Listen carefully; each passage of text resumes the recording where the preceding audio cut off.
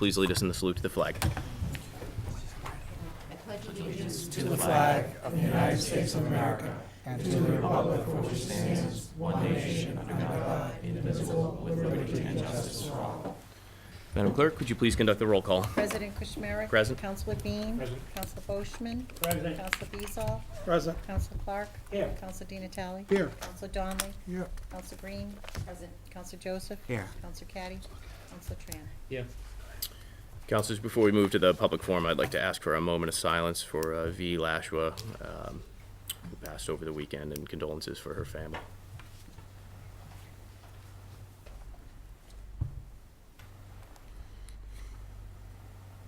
Thank you. Public forum. Anyone wishing to speak on any matter on the agenda may do so for not more than 2 minutes. If you're addressing public hearing petitions, you'll have an opportunity to speak at that time. Please approach the center table and identify yourself by name and address for the record and the item number on the agenda which you're addressing. Does anyone wish to speak at this time? Mr. Ellis, good evening. Thank you, sirs. I'm speaking on behalf of item 214-17. It's a grant from the FAA for $1,152,385. The FAA has a deadline. It was awarded in August, but you don't have a council meeting in August, so I'm asking that this be approved tonight in order to meet the FAA's deadline. Motion for suspension of the rules. Second.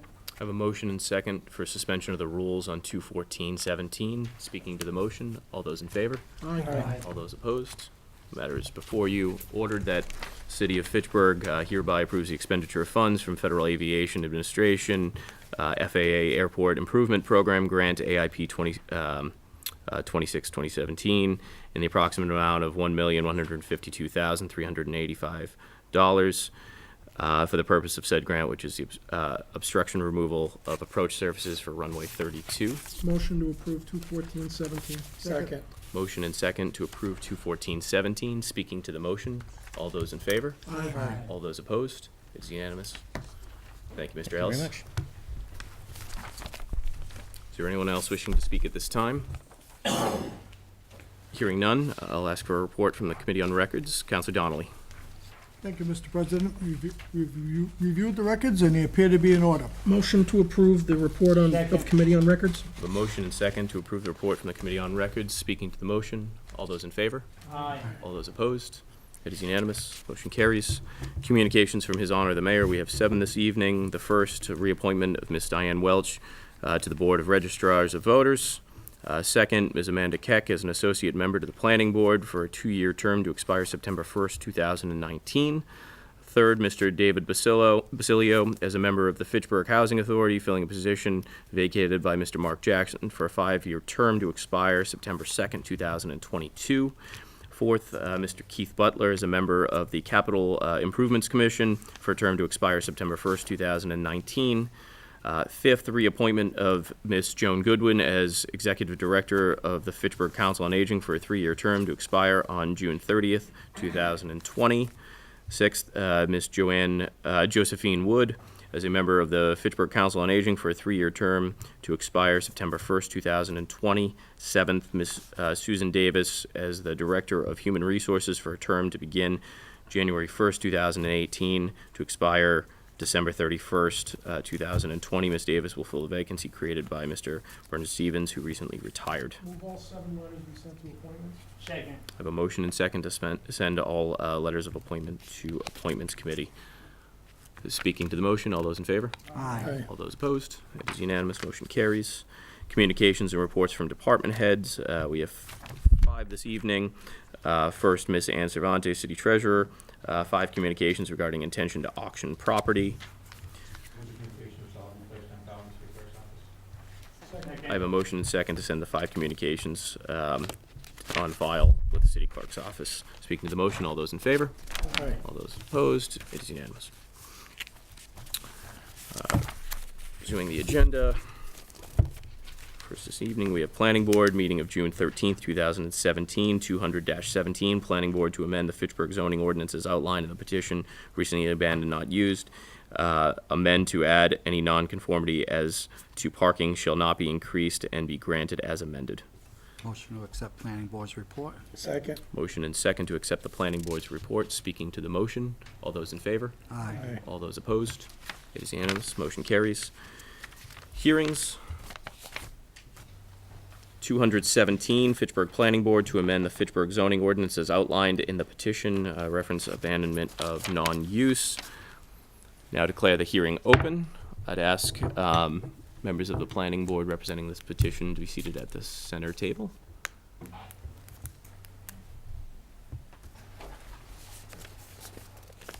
you also speaking to this? No, I just wanted to show it to him. Okay.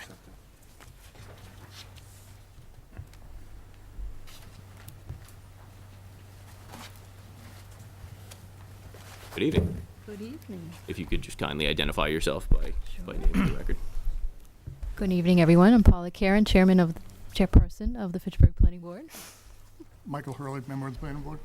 And I'm Mike O'Hara. I'm not on the planning board, but I'm with staff to the planning board. Thank you for joining us this evening. Ms. Karen, can you speak to this particular petition and the intent? I don't know if you plan on having us, if you're asking for a vote this evening or formal action, or simply beginning the process. That's a good question of what stage we are in the process. It is the intent to, enact this as soon as we can. Sure. In this regard, the proposal of the petition, in regards to, there's been a lot of discussion on the abandoned buildings, non-conforming uses.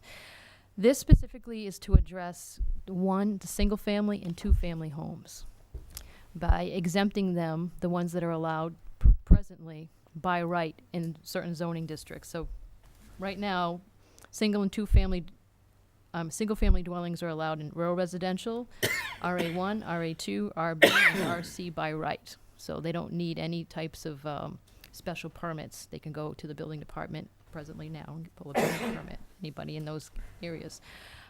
Two families currently in RB and RC are allowed by right.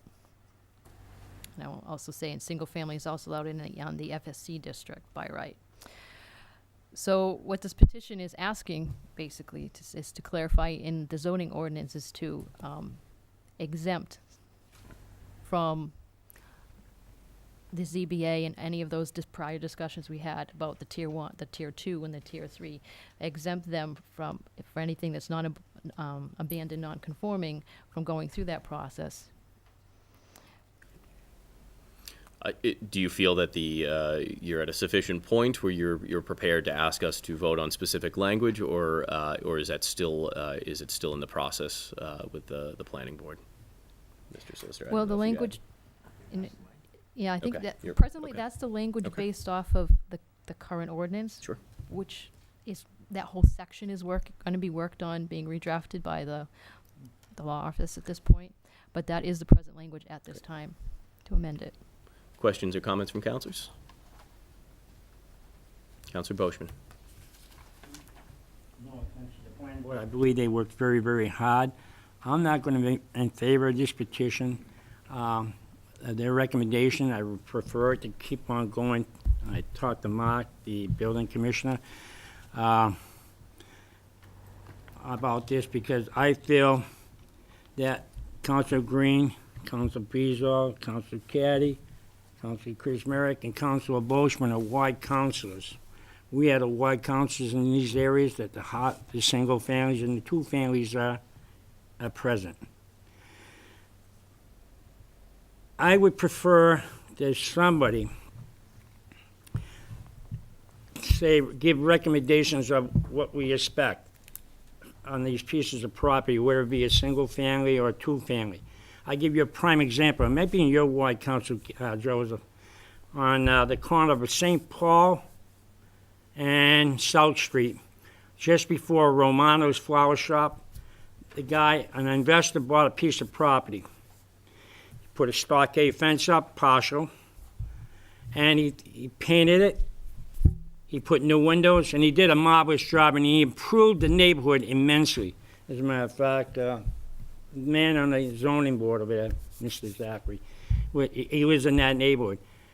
By him doing that, and improved the neighborhood, like I was telling Mark, I feel that we are not, if I as an investor can get a piece of property really cheap and not do anything to it and turn around for $40,000 or $50,000, and somebody comes in that doesn't have a lot of money, but he looks and he says, oh, wow, I can buy my first home because I'm going to pay $900 over here for rent, but I can own a piece of property for $900.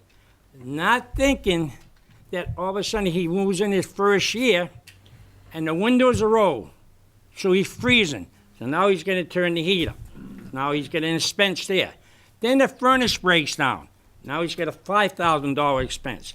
And then the roof starts leaking. There's another $7,000. Now this guy that bought the piece of property for, say, dollars cheap in the neighborhood, he decides to walk away because he has nothing to lose. The residents in that area have a lot to lose. They're still looking at the same house that needs repairs, that needs new windows, that needs a paint job, that needs the yard to be clean and pick up. Investors only buy houses when they know and invest where they can make a buck. The house on St. Paul, marvelous. If you look at it, what a difference it made in that area. And he can vouch for that. It makes a big difference. It stands right out. And he increased the neighborhood, and he also increased its profits. But if we take a house where we argued about on Water Street, on Nashua Street, or Crown Street, the investor looks around and he says, I'm not going to spend tons of money here. I'm going to do as little as I have to. We're not improving the neighborhood, and we're not making the neighborhood better for everybody.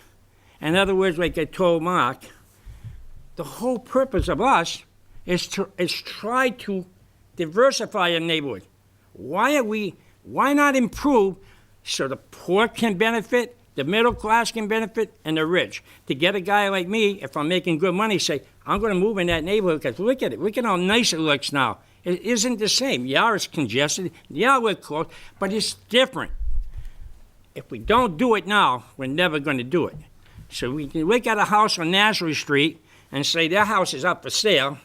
The guy's making good money on it, but it's the same old house with the same old windows, with the same work that it needs.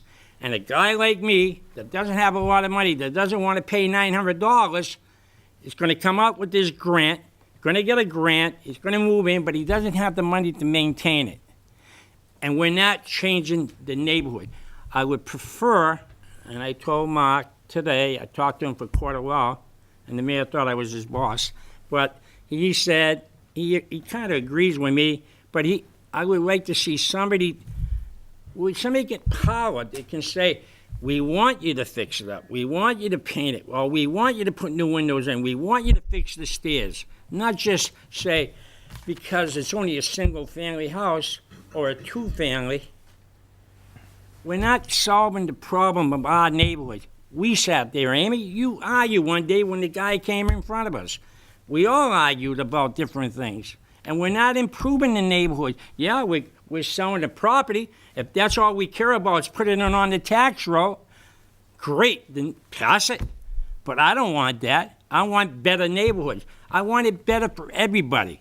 So we become diversified so the poor person can learn from the rich and the rich can learn from the poor and the middle class. That's how it should be. Not just put them all in one corner and say, this is the poor section of town, who cares? So I would prefer, and maybe I'm not explaining myself that good because I'm kind of nervous, but I talked to him, the commissioner, quite a bit for over an hour on this project, and I talked to Tom S. And that's how I feel about this project. And I'm not going to vote for this one because I believe that we need some guidance, and there should be guidance. Whether it be fast, whether we have a set of standards from the ZBA, say, okay, this is what we expect to do, you do it, we approve. That's our requirements in that neighborhood, because they go around, if I'm not mistaken, am I right? The zoning board goes around and checks the properties anyway. So they'll know and they can say, yeah, we want this done. We checked it, the board checked it, and that's what we want done. And then pass it. It doesn't have to take too much. All they have to do is go about, they say, okay, 33 Norfolk Street, okay, yep, this is what we want you to do, Mr. Boschman, and then you're on your way. And you agree to it, you stamp it and go. But to say, as an investor, say to me, huh, I bought the piece of property, I get a chance to make, the market's hot in Fitchburg, believe me, the market's hot in Fitchburg, because we're about $50,000 to $60,000 cheaper than our surrounding communities, and we say, oh, I can make $50,000 here, and nothing gets done, and the house is the same. It's the same. And that's all I'm asking. I'm voting against it, and I'm asking for your support, ward councilors, because it is our wards, and we know better for our wards. Counselor Joseph. I think abandoned or occupied, a house is a house, okay? If it fits the category, there's people, well, if people have pride in their house, they'll fix their house up. If they don't have any pride, they won't. If you look at the houses that we have now, the majority of the ones that are broken down and look not appealing are occupied houses, that people don't care about their houses. Okay, at least we make the banks care about the houses that are abandoned right now and mow the lawn. Okay, we can't make somebody mow the lawn that owns a house. Okay, so I think that we're, again, putting people through unrealistic hoops in order to fix up a piece of property. I have two houses, one in front of me, one in back of me. I go to it every time. People across the street are fixing up a two-family for their parents to live in.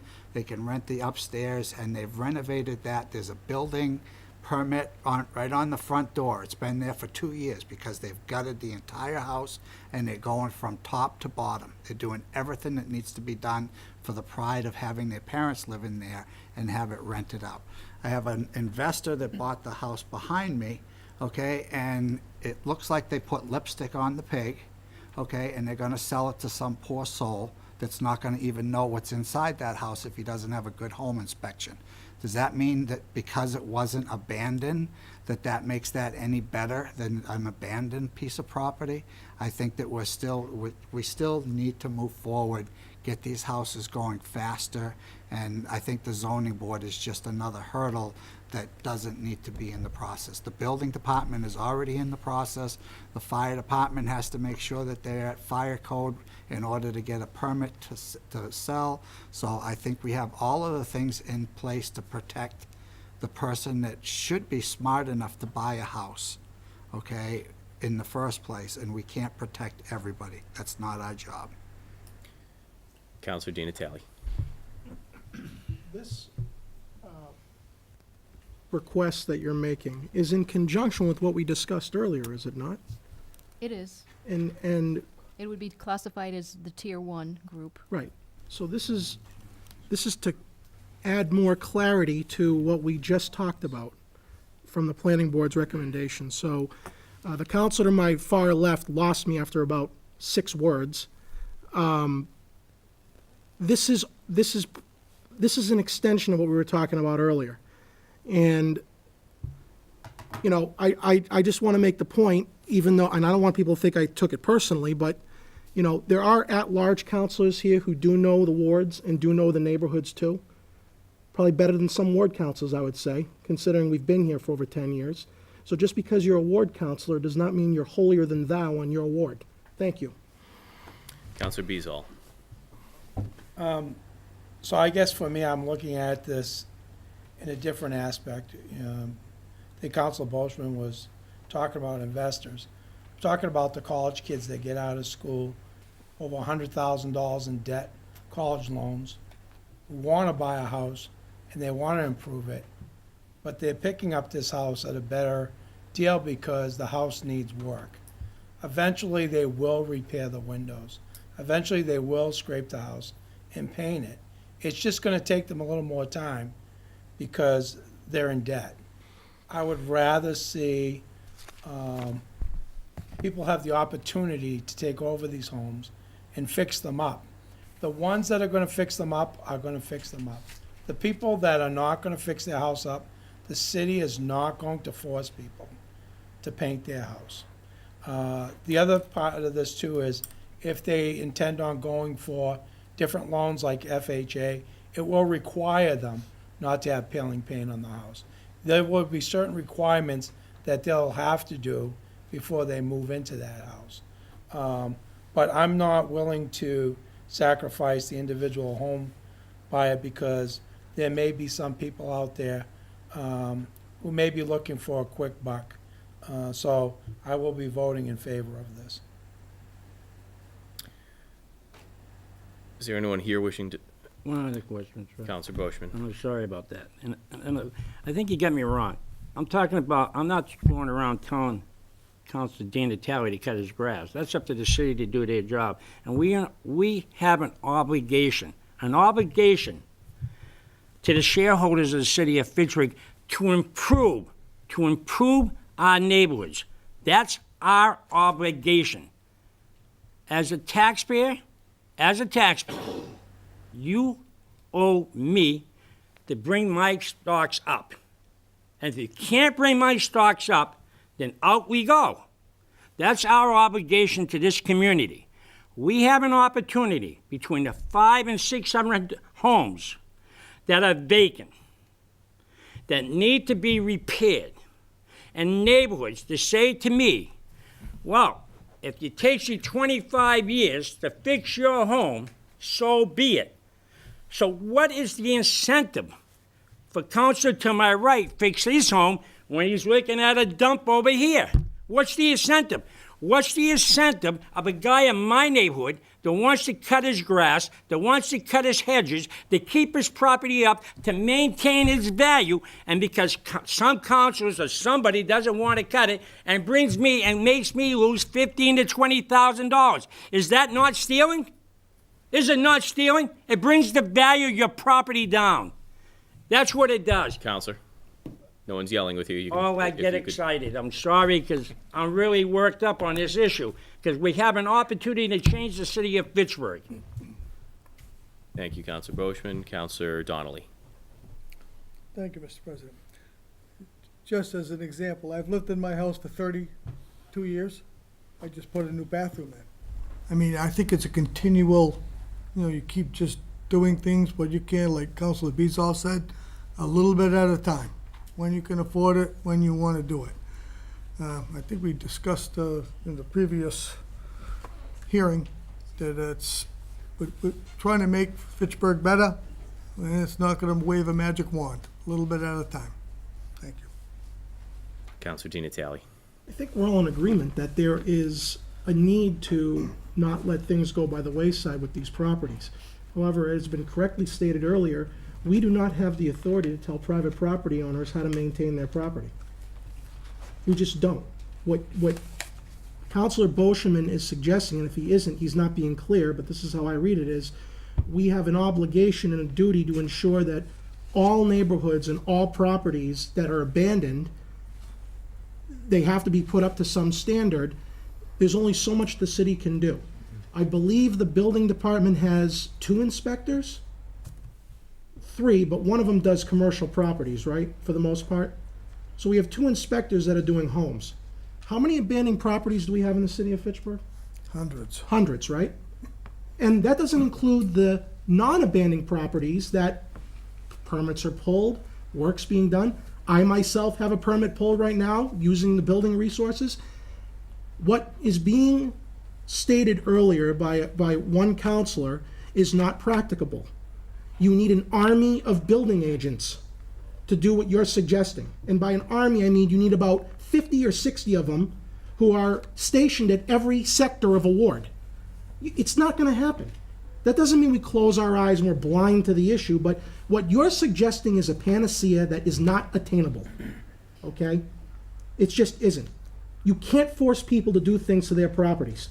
You can't. Now, if they pose a safety hazard to abandoned or abutting homeowners, that's a different story. But you just can't handle it. We don't have the manpower, and even if we did, it's not possible because what you're looking for is perfection across the board with all these properties. And I don't even know why I'm saying this because I don't want to light the fire any more than it's been lit with you, but it's just, It's not practicable. Thank you. I look at this and I see, this as being an effort to modernize our zoning ordinances. I think in the past we were reactionary, and some of these zoning ordinances made assumptions that all prospective developers and property owners are either inherently bad or inherently lazy and unwilling to or negligent in modernizing their properties or trying to improve their properties. It set it up as an adversarial relationship between property owner and the city, and it made the assumption that at no time could the city work with or in partnership with property owners and developers. And I think we know that to be incorrect. And I think this is an effort to work better with prospective developers and make the assumptions that what we've been doing for years and decades hasn't worked, and we need to take a new approach and a new partnership with new prospective owners, current owners in the city to improve our neighborhoods. Is this going to be the one silver bullet that fixes it all? No.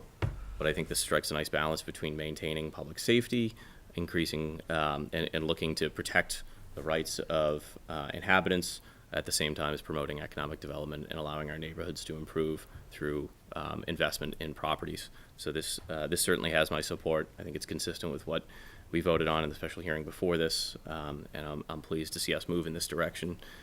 I have no doubt that over time we'll have to continue to modify and change to make it easier, we strive for perfection, and I'm sure there'll be wrinkles as we move through, and I have no doubt that we'll work to identify them in partnership and in concert with property owners and investors to continue moving in the right direction to continue to perfect and modify the process as needed.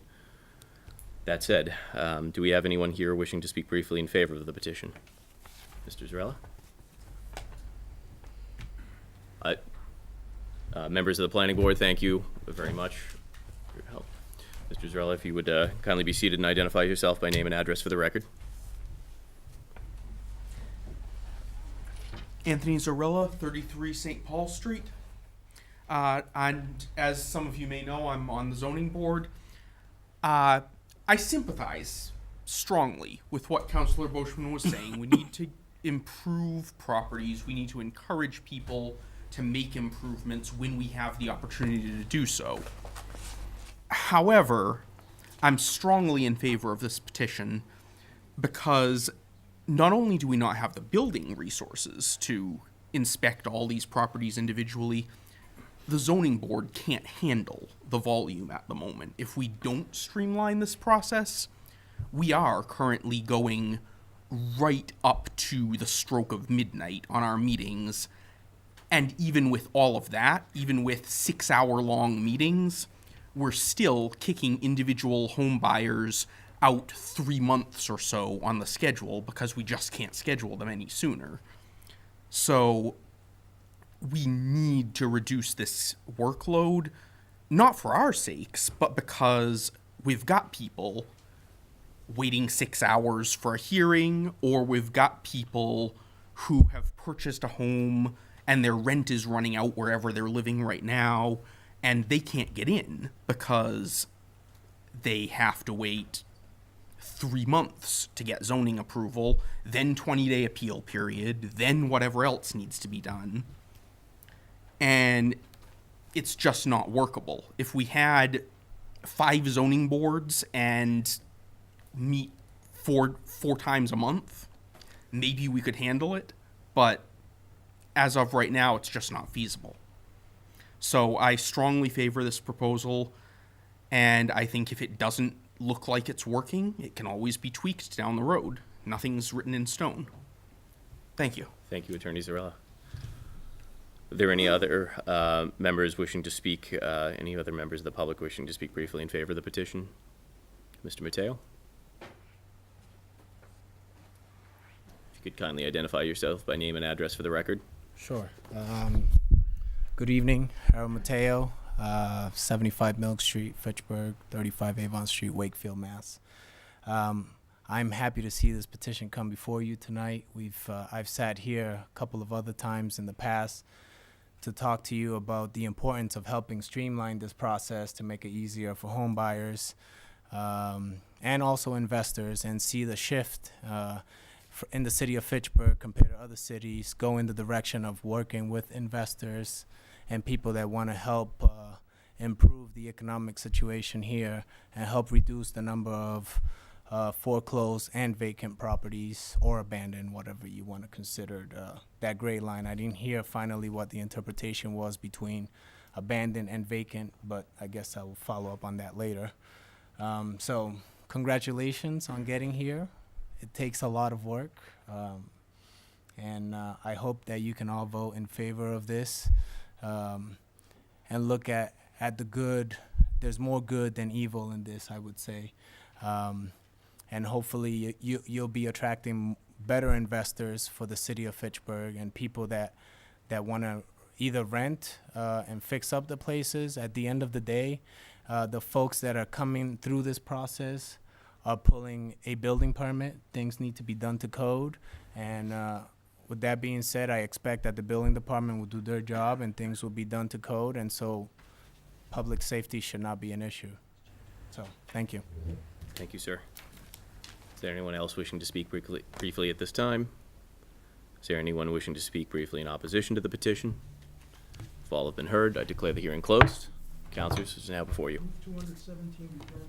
Second. I have a motion and second to grant 217. Speaking to the motion, all those in favor? Aye. All those opposed? One in opposition. Motion carries. Orders, finance. 215-17 through 217-17 be sent to finance.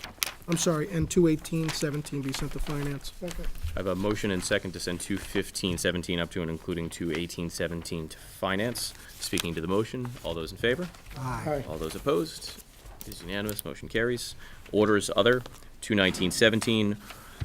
Order of notice of abandonment of a public way, a portion of Westminster Hill Road, to be referred to a public hearing on October 3rd, 2017. Reference petition 11417. Move 219-17 be sent to a public hearing on October 3rd, 2017. Second. I have a motion and second to send 219-17 to a public hearing on October 3rd, 2017.